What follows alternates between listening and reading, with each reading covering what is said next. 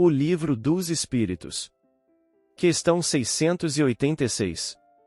686. É lei da natureza a reprodução dos seres vivos? Evidentemente. Sem a reprodução, o mundo corporal pereceria.